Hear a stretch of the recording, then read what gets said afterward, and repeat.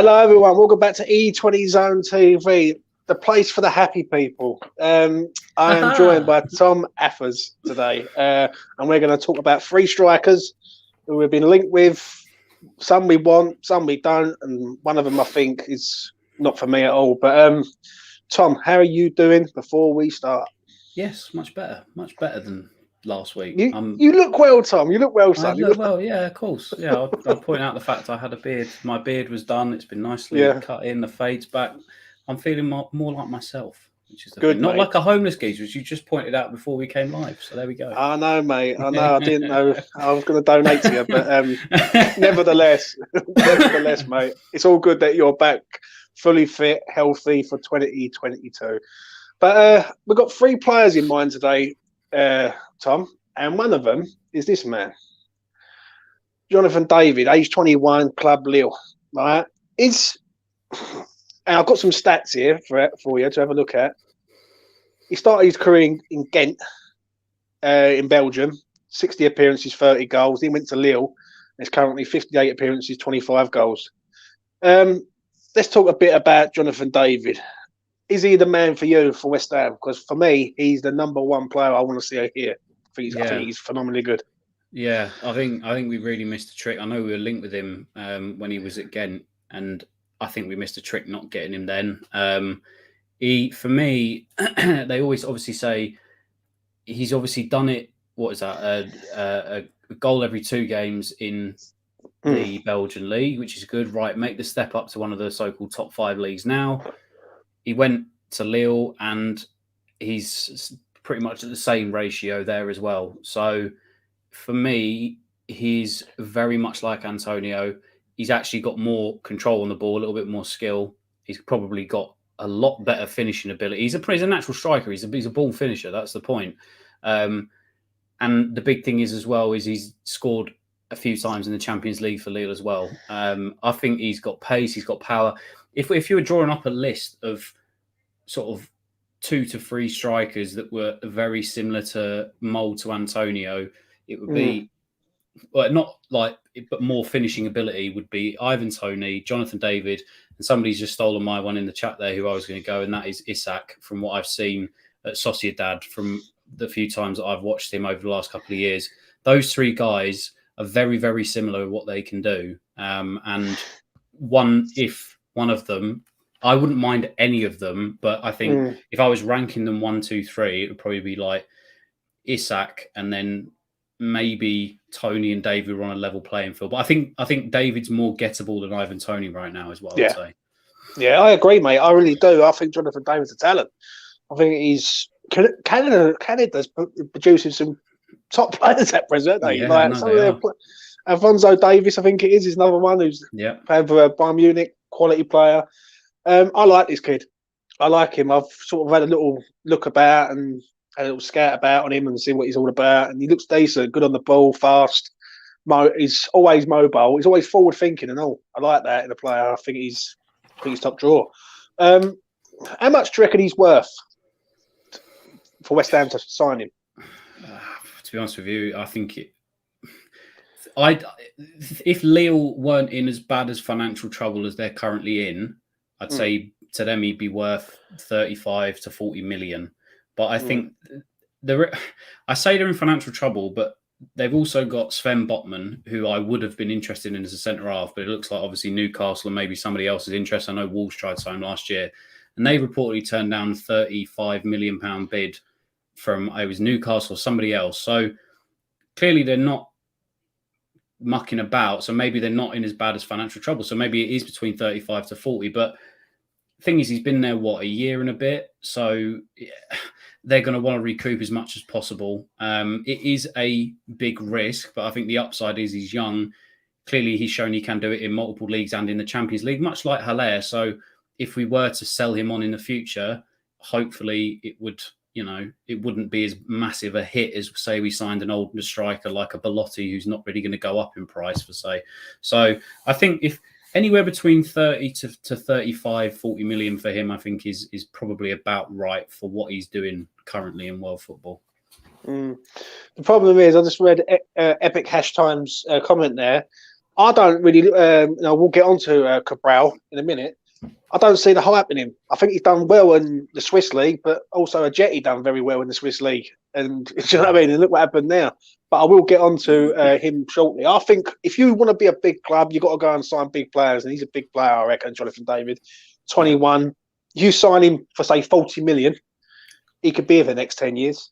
Easily. Yeah, number one striker for the next 10 years. So if it was me rating it, I'll definitely get him. If it all goes to plan as well, and say he did come and he did it the ground running and he scored bagfuls of goals and whatever, and somebody else, for his age and the way the transfer market, he's only going to double in price anyway. So it's a win-win. Plus, if you sell him, you're probably going to get more than 20 million for him if you sell him on anyway. I mean, if we were able to get 20 for Allaire, you're getting someone younger who's got a lot of promise, who's shown, and the difference between him and Cabral is that he's actually shown he can do it in two different leagues, one of which is a top, I say top, but it's, a better league. They won the title last year. So, clearly they're in the Champions League and he's still scoring there. So that's the difference between the Cabral. And that's why, for me, like you said there, Ajeti looked good in the Swiss league. My God, Jonathan Calleri looked like the best thing coming out of Argentina in their league, but you get him actually into a decent league and they struggle. So I think, yes, it's a risk in terms of money, but I think it's one that for me would make more sense.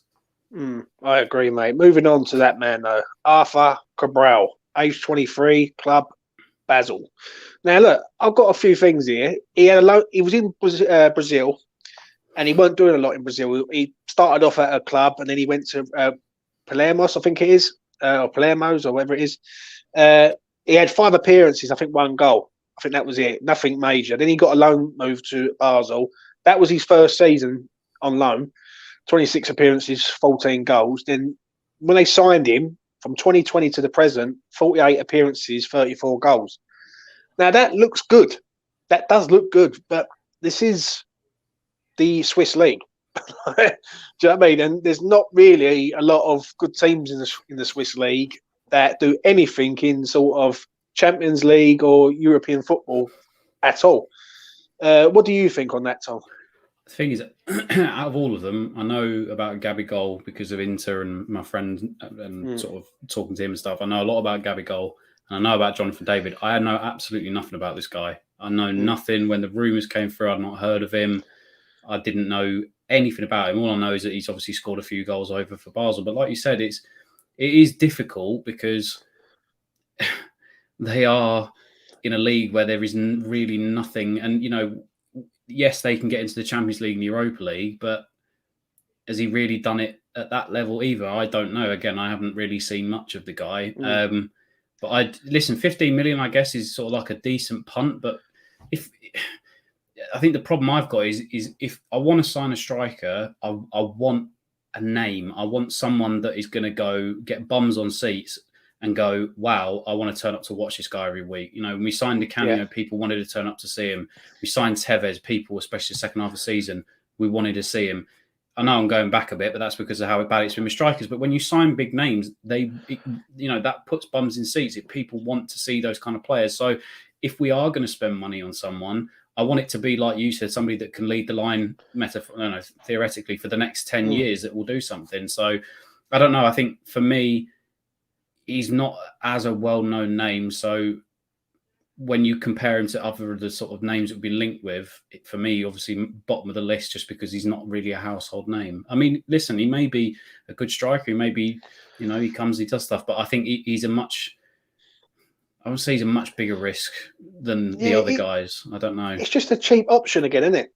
It just seems like it's a cheap option. And I'm not being funny. Next season, I want to see Antonio sitting on the bench more and the main man, the younger, fitter, fresher player coming in and tearing it up, basically. I don't want to see Antonio starting every single game because there needs to be a bit of a change up because there's going to be a change of the guard soon.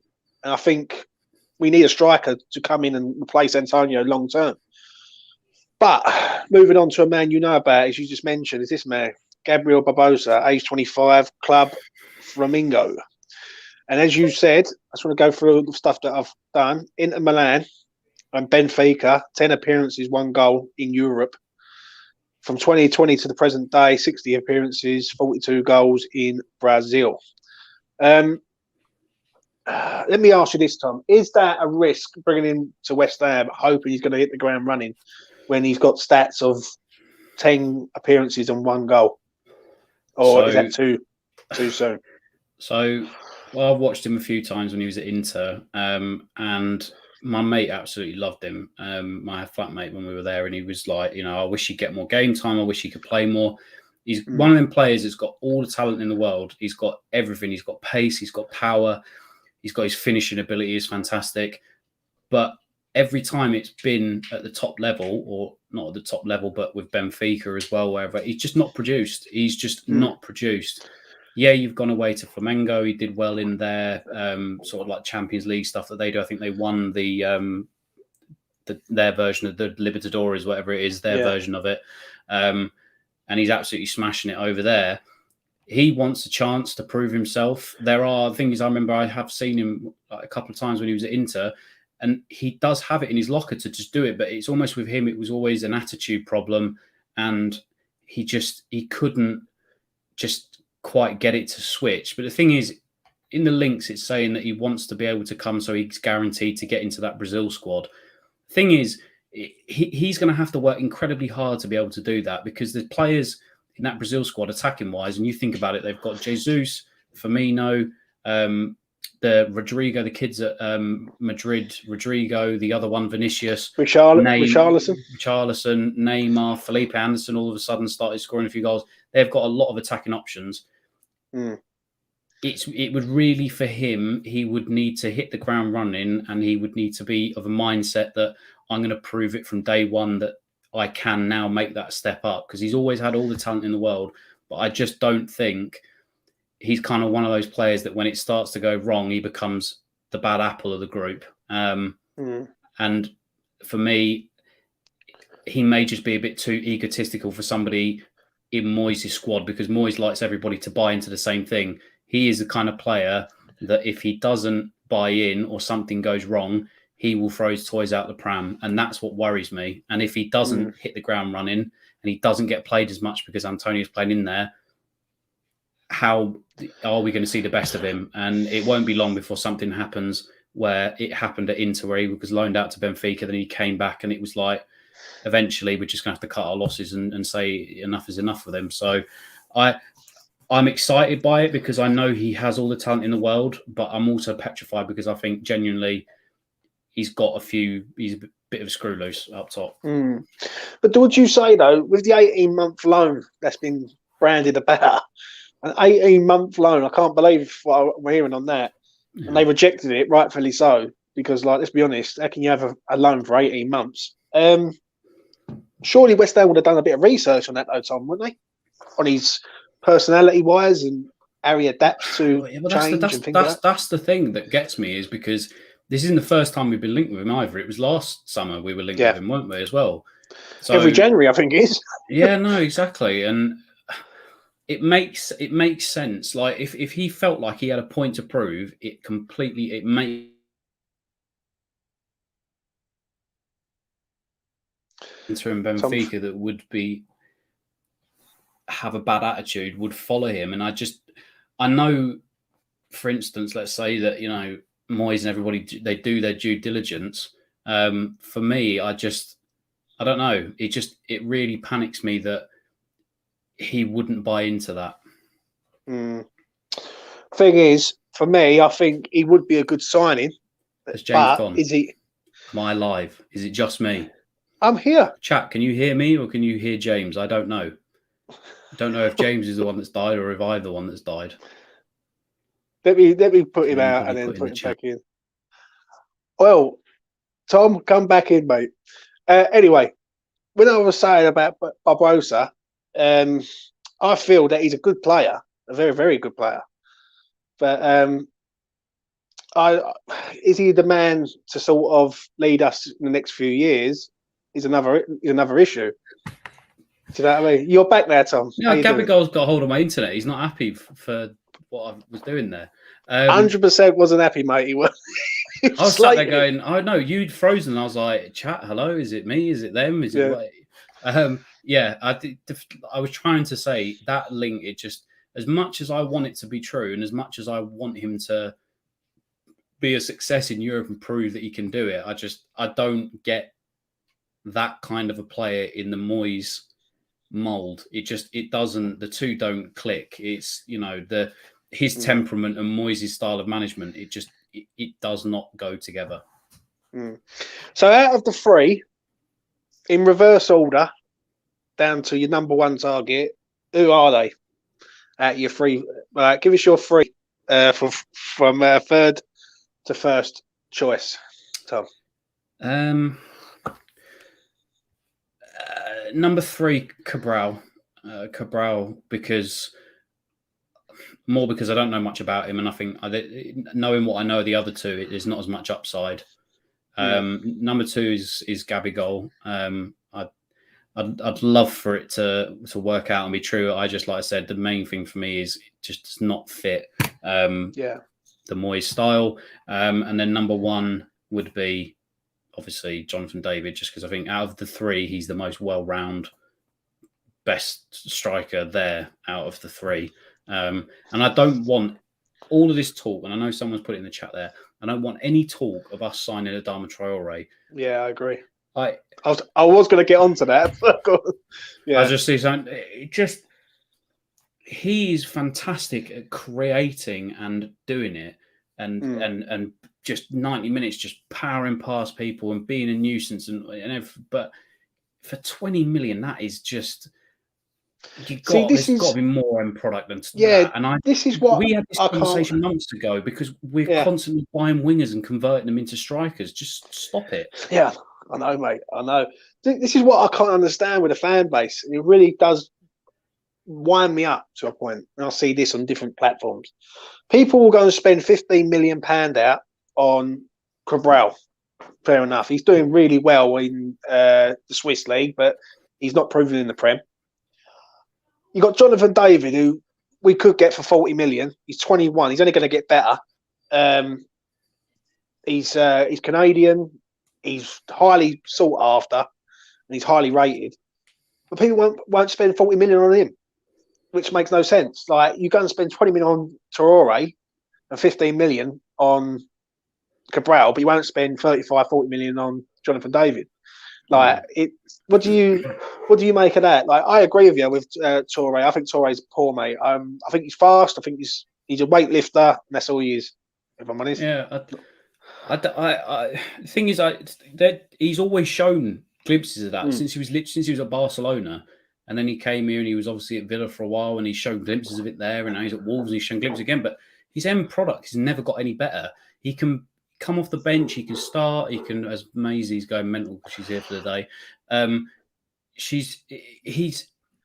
He's got all of the tools, except he's just like a worse version of Antonio, but maybe with a bit more pace. And if we were going to buy him as a striker, why would you buy somebody with the no end product? And if you were buying him as a winger, why, when we have got umpteen wingers at the club? It just does not make sense. And we had that conversation before. If it was between him or Ismail Assar, it would be Ismail Assar every single day of the week, just because he actually has a bit of end product about him. But I don't understand the links. But for me, like I said, that I can't understand, unless they were trying to scrimp and scrape and save money, why they wouldn't just go and spend the money on a proper striker. In my head, I think they're so nervous after splashing out on Sebastian Haller that what would happen if they did it again and bought somebody for a lot of money, rather than just maybe trying to get a cheap deal and hope it works out. Maybe Krasinski will change that mindset, but for me, it makes all that kind of a deal makes sense. There's only upside for me in that deal. And the thing is, I saw Sean Whetstone, West Ham Football, tweeted the accounts this morning. All the revenue across the board at the club is up this year. After everything with COVID is up, which means that everything is back on the rise. You will make the money back from him in the next few years. And say Declan Rice does get sold in the next sort of 1 to 2 years. Maybe Bowen goes out the door, who knows? But you're going to make the money back on these players. And for me, I'd make a statement and I'd want to go out and I want to break the bank for somebody like that, Because I'm done as a West Ham fan for scrimping and saving. We've been doing it for such a long time. Let's actually put our money where our mouth is. And we're in the best position possible to be able to start attracting these players as well now, because of the position we're in the Europa League. go and put your money where your mouth is and actually start to improve the squad. I agree with you 100%. I have a lot of people who are proper fans who sort of go home and away on this channel. I know people in person and I know people for the YouTube game. About time the owners started stepping up and giving money back to the fans in purchases. Like, we need. I keep seeing people saying, "Oh, we like go and get a cheap option because of Antonio," but Antonio is not the be all and end all of this club. At the end of the day, he's a good player, does particularly well, but we need to improve on him and go a step up to another level. Do you know what I mean? The thing is, Antonio said that as well. I think it's this week he said he wants somebody to come into the club that can start to push him as well, because I think he knows that maybe, I mean, look, the guy's a converted winger to right back to striker. He knows he's not the greatest striker in the world. He's taken his chances where he can. Maybe I'm sure he knows himself that he does some things well as a number 9 and some things that he doesn't do well as a number 9. And he probably thinks that he can, work on it as much as possible to be the best version of a striker we can have. But at the end of the day, if he's also saying, yeah, we need to probably go and get someone so that I can either take a rest or eventually take my place, then that should tell you all you need to know. But if Traore was somebody that we got, I would, and that he would say, oh, that's our striker, I'd be banging my head against the wall, because I'm sick to death of buying wingers and converting them to strikers. Just go and get a striker that fits the system. Do your due diligence with Rob Newman and everybody. Don't buy with Allaire, who, yes, in his own right is a great striker, but clearly never fit the system that Moyes wanted to play. Yes, he was bought under Pellegrini, and it backfired, obviously, because Pellegrini got sacked. But go and get someone who is going to fit the system and be as close to Antonio as possible in terms of physicality, in terms of pace, in terms of pressing, but can actually stick the ball in the back of the net, and we can rely upon when Antonio is not fit. And for me, Jonathan David or Ivan Toney are those two. How many signings do we make in this window, Tom, in your opinion? Three. And what positions would you say they are? Left back, I think that's a priority. Again, I know we were just talking before we came on. Masuaku for 25 minutes again showed that he could actually defend for 25 minutes and then just turned into an absolute headless chicken, and both goals conceded.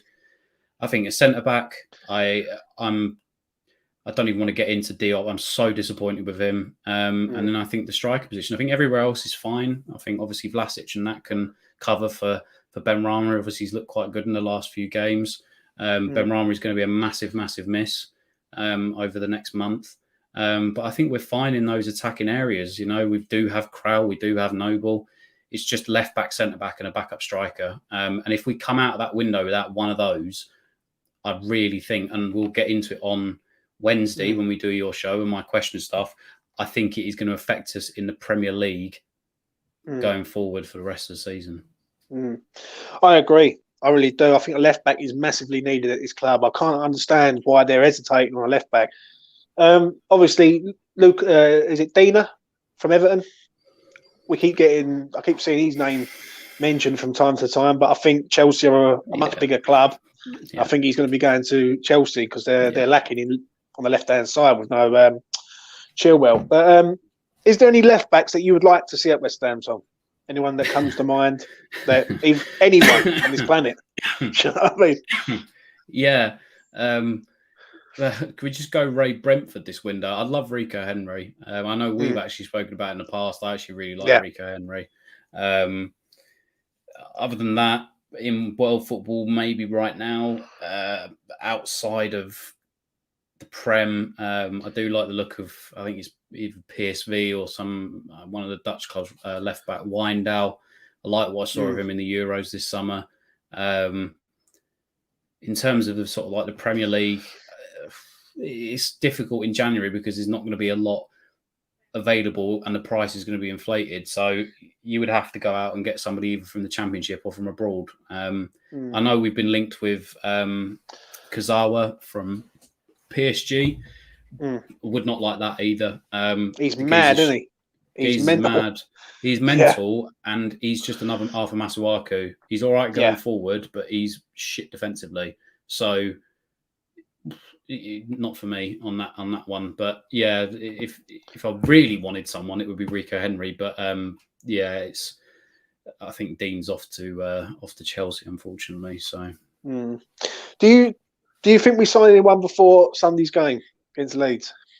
Even though I've seen in the chat we've signed a 17-year-old striker from Lingfield in Ireland. Yeah, I'm on about first team player, someone who's going to come straight into this team. But can you see anyone signing? Lingfield, what a day out of the races that is. Not known for their strikers, but more for the horses. Well, Linford or whatever it is, yeah. Yeah, not a chance. Not a chance. I genuinely do not see us signing someone until at least maybe the third week of January. I'd be shocked if we didn't sign anybody before the third week of January.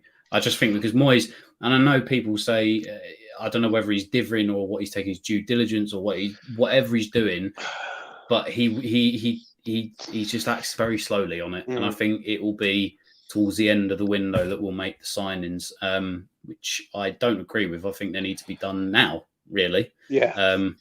So, yeah, I reckon by the third week. I'd be gobsmacked if we sign somebody even before the Premier League game next week with Leeds.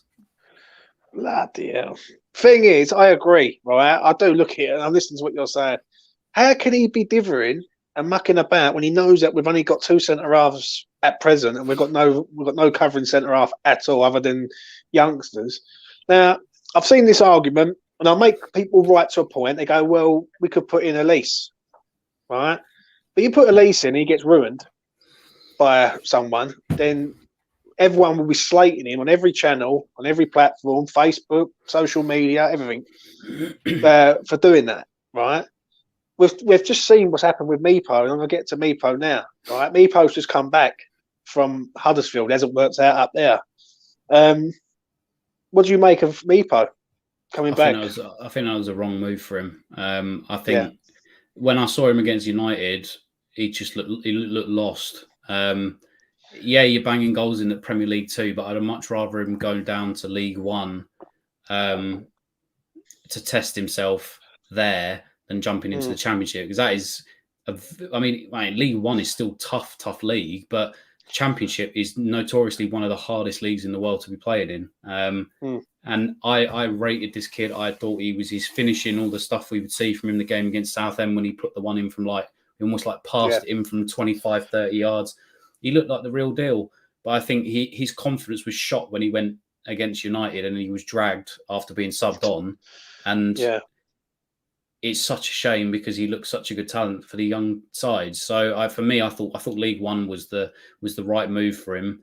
And obviously now he's sort of shit the bed at Huddersfield, and it will be a long time, I think, before we see him in the first team, or if we ever see him in the first team now. I don't think we will, mate. If I'm honest, I think West Ham. Listen, we all know with players, if you're good enough, if you're old enough, you're good enough, basically. Do you know what I mean? If they're 18, 15, 16 and they're doing the business, then it doesn't matter how old they are, they will come in and play. I'm not knocking Meepo, but I don't understand why he hasn't been out on loan sooner. Why has it taken till now for him to be out on loan? But I do think a League Two, even National League side, he should go to. There's no disgrace in going to a National League side, banging in 20 goals, and then going to a League Two side and then working your way up. Yeah, Defoe's done it, Vardy's done it. They've all done it. I mean, so yeah. But finally, Tom, Jesse Lingard, the man, the myth, the legend, the man who we seem to mention every single time a transfer window comes around. Is this man number one signing for West Ham? And if he don't, and he signs for someone else, is it Jesse Lingard or is it our board? I think it's the board. I agree. I think it's the board. I think Gio made a really good point on Twitter the other day, and it's, it does take two to tango. You've got to feel wanted by the board. I mean, it feels like he's put out so many "come get me, please" almost on social media in the last few weeks that he's been flirting with our Instagram account for the last 6 months. Yeah, liking all of the posts, liking all that. He clearly liked the club. He clearly loved being here. He clearly wanted to stay here, almost. But I think he felt like he wasn't wanted by us. the only problem I've got now is that then that becomes the priority in a position that we don't really need. And no matter how good he was for us, I can see David Moyes maybe skipping on a striker and putting him as a false nine as well. Listen, I'd love Lingard back more than anything. I'd not a bad word to say about him. He proved me and everybody else wrong as to what kind of a footballer he was and what kind of a bloke he was. But I just get the feeling it's the board that don't want him. I don't know why. I don't know if it's the wages. I don't know what it is. But if he was coming, that would have been signed, sealed, delivered on the dotted line for the first day in January, a couple of days ago. It would have been done. The fact that it's taken so long now. I mean, for me, if he plays against if he plays in the FA Cup this weekend, I do not see him coming at all. Because then he's obviously cut tied, and he may, who knows, go up to Newcastle towards the end of the window. But for me, if West Ham really wanted him, he would be the one that you would have to get done before the FA Cup game against Leeds this weekend. And if he did, fair play. But yeah, I think it's the ball personally. I don't think it's Jesse.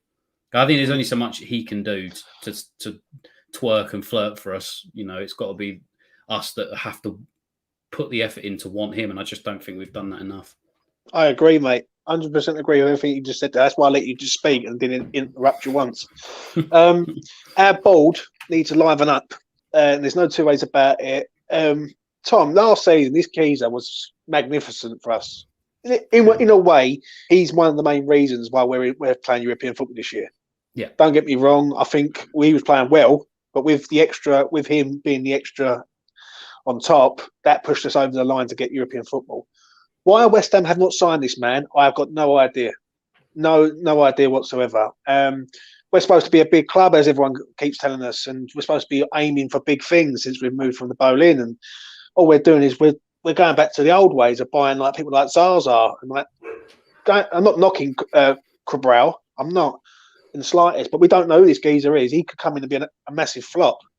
Like massive flop. He could be another Jetty Part 2. And I just don't understand why a player can do so well for a club, and then the club just does not have the desire to sign this man in Lingard. Like there's just no desire there, is there? It's like you said.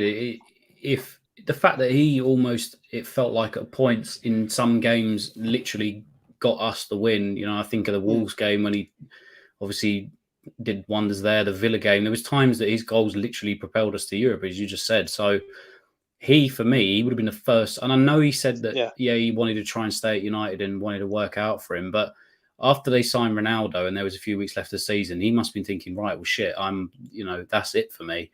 So, I mean, he's not an idiot. He doesn't want to sit on the bench. You have to go out and you have to make him feel wanted. But I thought the fact that we missed on him last summer, I was gobsmacked. He would have been the first person I would have signed. If I would have rather signed, okay, I'll be controversial now. I would rather have signed him than Vlasic last summer. That to me was the one. He would have been cheaper than Vlasic, and he's also proven that he can do it, and he would have carried on doing it. That was the right signing to make. And I agree. I just don't get it. I know somebody's just put in the chat there about watch the board cry about financial fair play. They do it every week. I get sick to death of it. If any of you read or you listen to Claret and Hugh and the shit that Hugh and Sean spurt out, listen, I've got time for Sean as a person. I spoke to him many times when we were with Hammer's Chat, and as an actual bloke, he's nice and he's an interesting bloke to talk to.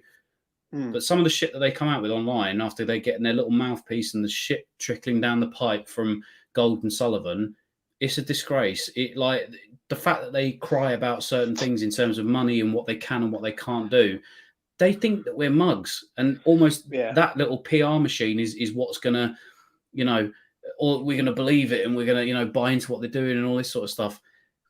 The fact that he's come out, like I said, I mentioned it earlier, the fact he come out today and showed that everything is trending upwards and we've so much more revenue because of wins in the Europa League and commercially and all that sort of stuff and sponsors and that. there is no excuse now. There is no excuse. You've just been taken over a large portion by a very wealthy businessman. Just for the love of God, this is the right thing. Yeah. The thing is, they could, in the next year or so, sail off into the sunset. They take their millions. They take everything and they'll go.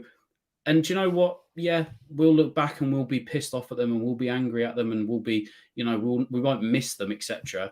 But if you love the club as so much as, and I'm looking more at Gold here than Sullivan, but if you so much as you love this club and you wanted it, you're in a position now where actually, with a change of hands, you actually have the chance to push West Ham almost into the 21st century with these other clubs. This is the time to do it. And if you don't, then unfortunately, it's just all going to go tits up and I can only see it going one way, which is down. And if they don't do it now, then it's never going to happen. This for me, this January window, transfer window, in terms of 2 or 3 signings, is the difference between us kicking on and maintaining our position in and around that top 6, top 4, or, fading and dying almost. That for me, this is such a crucial transfer window. Moyes has to get it right and he has to act. And if he doesn't, I really, really worry about going into next season, Europa League and beyond. I agree, difficult. Mate. I just got to put this comment up. GSB will be gone next year and I can buy my season ticket again. Roy, I will be with you, mate. I will be with you because I haven't gone in 6 years to to West Ham. People, what it is with me, and the people who don't know me, who's watching this for the first time, is that I haven't been to the ground since they've moved. Because the way I look at it is there is no excuses now to sign players. Like we've got no striker at this club. We've got a right winger who's a striker. We've got Yarmolenko sitting on 115 bags a week, and we've got Arthur Mazawaku who's a left back who can't defend. Now, I'm sorry, I know West Ham are doing well, but if you want to maintain that, you've got to improve in every position possible. And at present, we haven't. When I look back at the summer window, Tom, I look at it like this. We've signed one good player in that summer window, Nasuma. I think Vlasic is a player who's got potential, but he's just not ready. He's just not ready. Like, we need him. We need these players ready-made, not give them time, as everyone else puts it. We've signed Cabral, who don't ever play in the Premier League, and we've signed Ariola, who only plays in cup games. That's the one as well. For me, this is the point, and say that they haven't changed because you've literally got a ready-made replacement in a goalkeeper that can be your keeper for the next 10 years, but yet you don't want to pay him over 100 grand a week, what he is worth, is what he is worth. You would rather go and get Sam Johnstone because it's the cheaper and the easier option to do. Give me a fucking break. Do the right thing. And that's the difference. That's the mentality that you've got to have. If you want to be in the conversation for it, Ariola is the kind of player that you want. I'm not saying that Sam Johnston's a bad keeper, but there's a reason that the guy's still in the Championship. Yes, he called up for England and whatnot, but he was, he's been usurped by Pope and also Ben Ramsdale now. Why on earth would you go and you would get that when you literally have a world-class keeper that gets in the French squad of all squads, which has the most talented squad in world football, and he consistently gets in there. He's played in Champions League finals, he played for Real Madrid, he's played for PSG, and you would rather go and get a keeper from West Bromwich Albion who's been relegated 2 or 3 times. That's the problem. Every time I think they're going to change, they don't. And that's what's worrying me about this window, is because from early doors it was Sam Johnstone. That was the name right around Christmas that we were hearing. And that was what's making me think they're just going to scrimp and they're going to penny save in January. That's exactly what I've heard through the people I know. Through people I've known, they've turned around and said to me, the Ariola deal is looking very unlikely, James. And these are people who are very much connected to the club, who I know deep, for years, right? The Ariola thing is also to do with money. It's all to do with the wages. West Ham won't pay the money, basically. It's bollocks, though. Well, would you rather? I'm getting angry now. I'm talking about it. Would you rather get Yarmolenko's contract up in the summer? Just if you were telling me you were going to get rid of Yarmolenko's contract and just give that to Ariola, makes the most sense in the world. Free the wages up with players that maybe aren't going to stay around. Like Yarmolenko's one of the highest earners at the club. Just give that to Areola, for God's sake. Stop being just dithering dickheads. It is, mate. I must admit. Why you take a breather? Why you take a breather? I understand it. Listen, right, when I keep hearing this Sam Johnson link, it winds me up. And I agree with you 100%. I look at it and I think it's a cheap and cheerful signing yet again from West Ham, trying to cut a corner. You got Areola, who will be the France's goalkeeper once Hugo Lloris retires. Once Hugo Lloris retires from international duty, Areola will be France's number one, 100%. Why we're not going to sign this geezer, I've got no idea. But it's all to do with money. It's all to do with his wages. West Ham won't drop his wages down, and he wants a set amount of wage, and he's prepared to drop it down a bit. But West Ham are not prepared to match that, which is embarrassing, really. Before we go, Tom, right? Is there any other players that you've heard or you've sort of for the grapevine, basically, in regards to West Ham coming to West Ham at all? No. Nah, usually I hear rumblings, obviously, because kind of like the people that we sort of know and have connections and stuff. I've heard absolutely nothing. I've heard literally, other than paper talk about the likes of Gabriel, etc. I've not heard a dime from anyone. That's how scary it is. Not a single thing. That I will quickly say though, somebody just said there, Alex Chapman, who said their plan is to sell Rice to the highest bidder. That's what's worrying me. Is I reckon they're going to try and keep hold of debt for one more season, and then they're going to sell him the year that they can sell the club and take as much profit from it. That for me is what's worrying more than anything right now. You know it, and I know that for a fact. And everybody in the chat knows it and all. Everyone knows that that's what they're gunning to do. They will have a fire sale next year, and it will be a Bowen and Rice go same summer, 150 plus mil for the two, and they'll laugh themselves into the sunset, and they can fucking die for all I care at that point, because they're a bunch of. Anyway. I understand.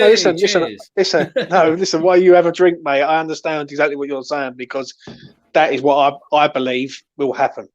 I believe they will try and keep them here another year, give them all this sort of false promises that they can't keep, and then once that 2023 comes around the corner, bang! It'd be sell the club, sell them, get all the profit, and then away into the sunset, and let Daniel deal with it. The problem is, and this is a problem for me before we go, I don't want to see that happen. I want to see players in this club now. Like, I want to see Areola sign. Kirk Zuma, we've got a good defender there. Why can't we go out and buy another Kirk Zuma? Like, there's players out there, Coletta Carr, Aki.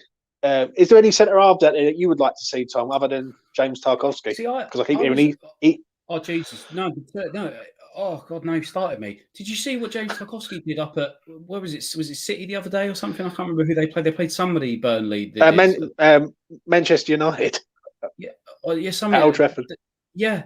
What was Tarkowski doing? Jesus Christ!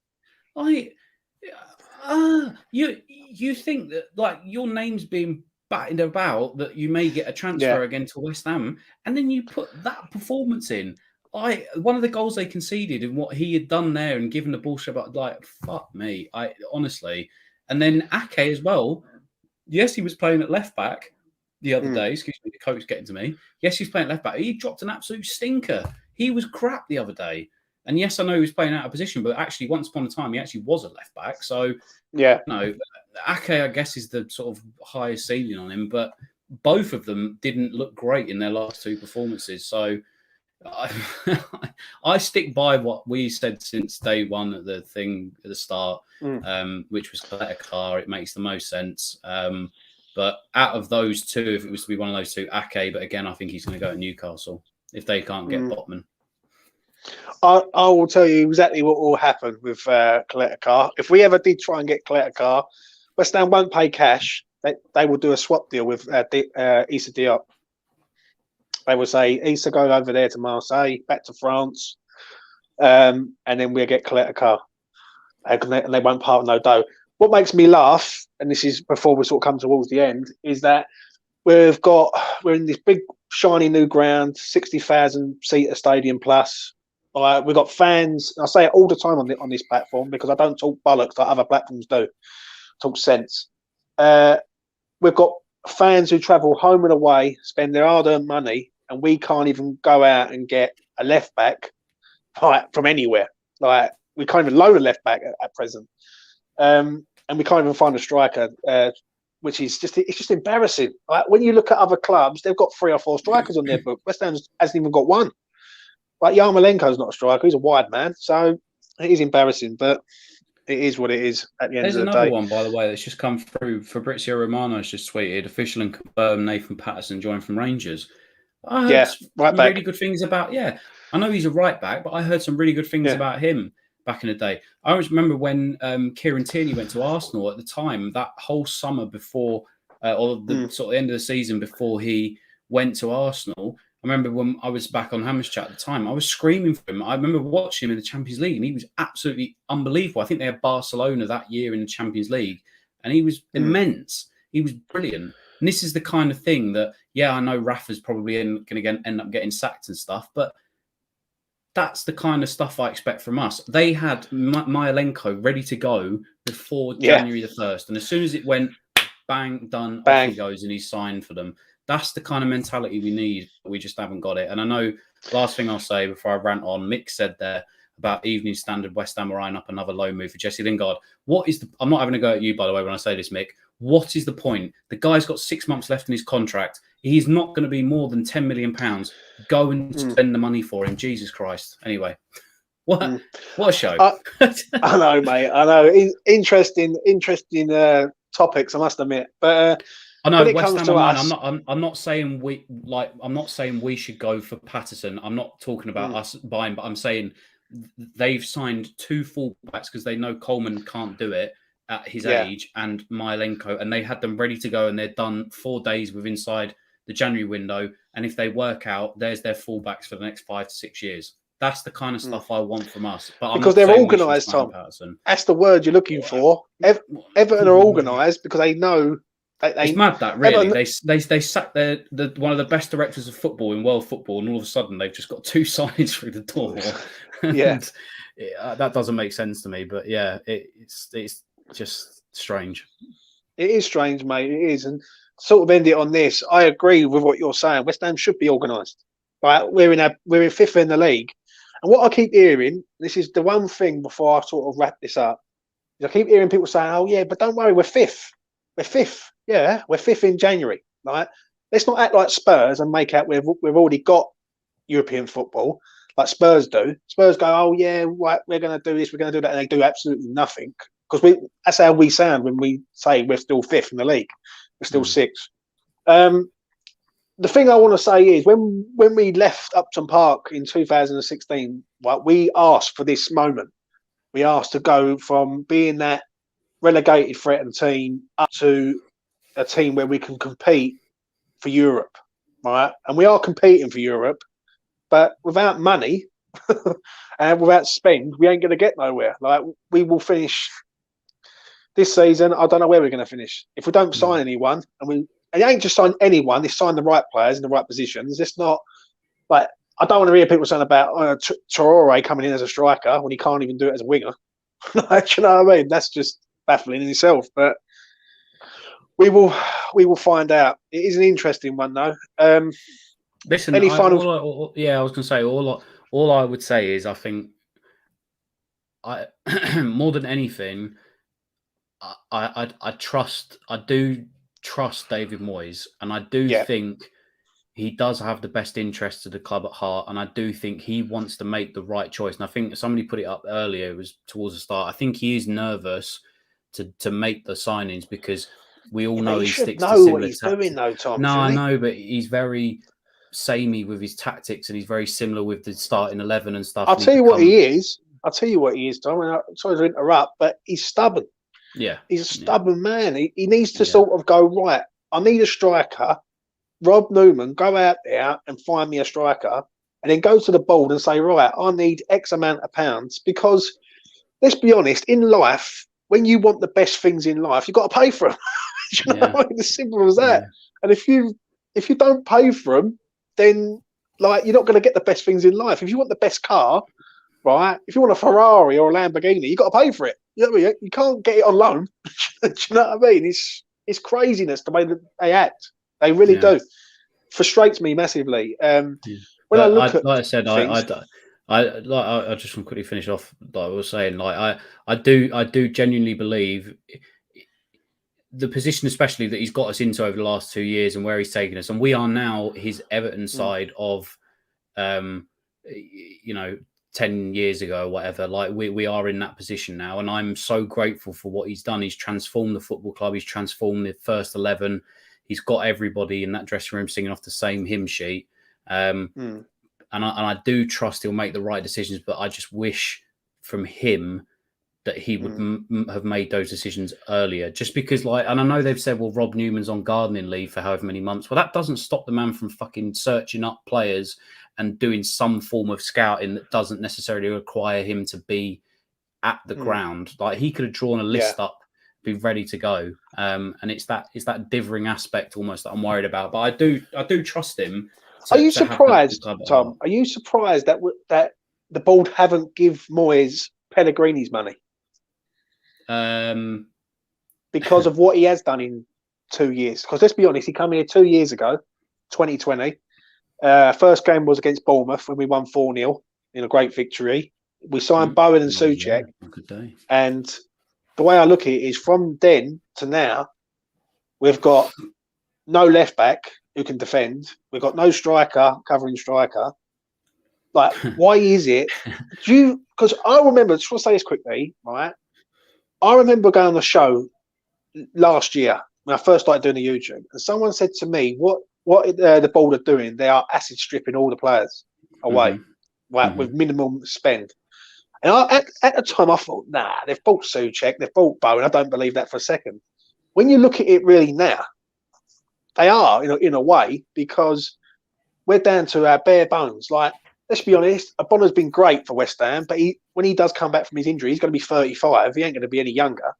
We've only really got two defenders under the age of 30 in, obviously, Issa and Zuma.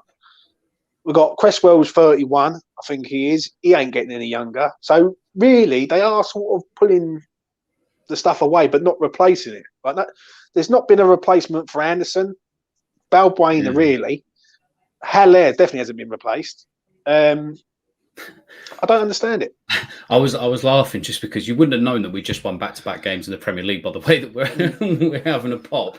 But it's more. It's not a go. I don't want people to think I'm having a go at Moyes or what's happening on the pitch, not at all. Because right now it's fine. It's just every time the transfer window rolls around, it's the same problems that we seem to have every time with the board until they actually get it right. And you're right.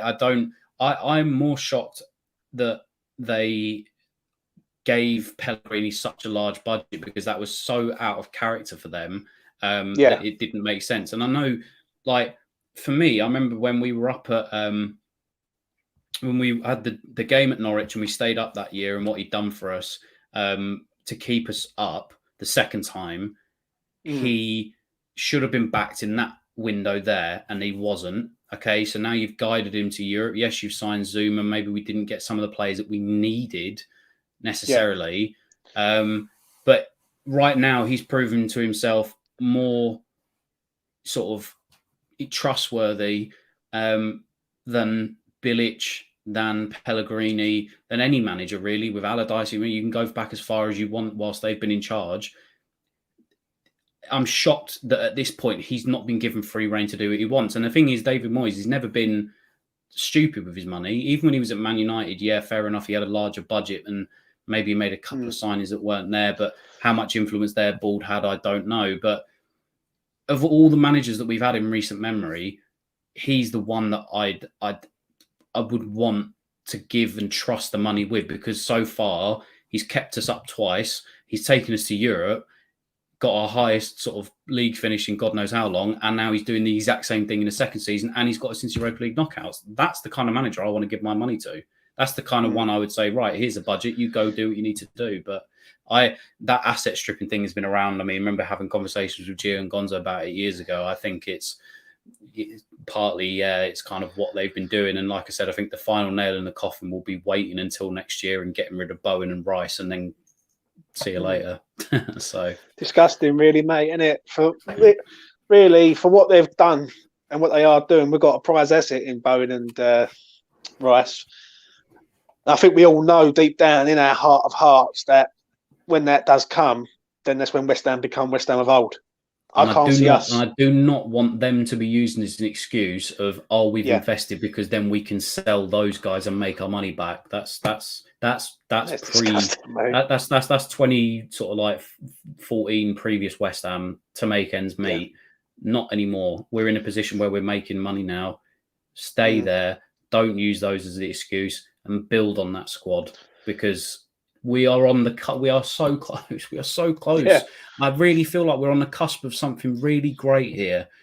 Don't ruin that now, because if you take that fall over the next couple of years, well, everybody's building up. Newcastle's going to have time to come up with the more transfer winners they have. Aston Villa with Gerrard. Southampton just got taken over. Who knows what they sort of can end up doing? You know, there's so many clubs that are knocking on the door. This is such a key period in our like modern day West Ham's history and where we're going to take the club. Don't cock it up now. Yeah, I agree, mate. I really do. And on that note, we will wrap it up with that. My final thought is this: the ball needs to step up. There's no excuses now. Right, we've been in this ground long enough. We're playing their best football that I've seen West Ham play, really, for a hell of a long time. How about helping the manager and helping the players? It's about time you give them a bit of support and some encouragement and go, you know what, this is what it is. This is what's going to happen. And basically, we need investment. Right? If we don't invest, we are not going to progress. And that might sound like a bit of tongue-in-cheek words, but it is true. Like, if you don't pay the money, these good players won't arrive. And at the end of the day, we've signed Bowen, who's turned out to be a gem. We've signed Souček, who's turned out to be a good player. You pay the money, they will come. And at the end of the day, like Tom has just said, other teams next year will be stronger. If Newcastle do stay up, Newcastle will be coming stronger. Aston Villa with Gerrard will become stronger. Leicester with their recruitment, they go out and that's what baffles me. Leicester can go out and find a player like that in Fofana, get it done, signed, sealed, delivered. Same with Daka. And we struggle to find a player of any note. Do you know what I mean? If Cabral does come in, it'd be a good signing because we need a striker. Is it the right one? I don't know. In my opinion, I really don't know. I'd have to see how he copes in the Prem. We see it with Ajeti last time out. He didn't cut it, and I just hope Cabral can prove a lot of people wrong, including myself. If we can get Jonathan Davis in the door, then I'll be over the moon. I know that boy's a talent. He looks phenomenally good. But anyway, that's enough from me. If you're new around here, you like what I've been doing recently, my subscriber list has been going up slowly but surely. Progression, all that. Do you know what I mean? If you like what me and Tom do, please give us a subscribe to this channel. It goes a long way, and like the video also. And I'll be back tomorrow with a great show that I've had planned for a little while. I spoke to Charlie the other week, Charlie Walsh, and I said to him, I've got an idea for a show. He said, and he went, you know what, it's a good idea. And tomorrow night, my first two guests are the man there, Athers, and Mitchell from West Ham Fan TV. 3 questions, 3 opinions. Get involved tomorrow night, 10 o'clock UK time, and check it out. It'll be a good laugh. It'll be debate. It'll be opinions, but it'll be a friendly and constructive debate, so to speak. It will be good fun. Anyway, let's leave it at that. Tom, thanks a lot for coming on today, mate. I really do appreciate it.